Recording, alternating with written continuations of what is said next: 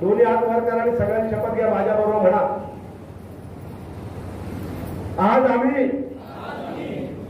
पोलादपूर वासीय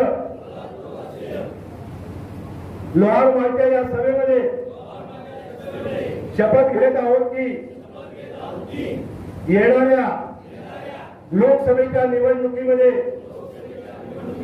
आम्ही पापाच्या, शापाच्या, भ्रष्टाचाराच्या पैशाला अजिबात हात लावणार नाही.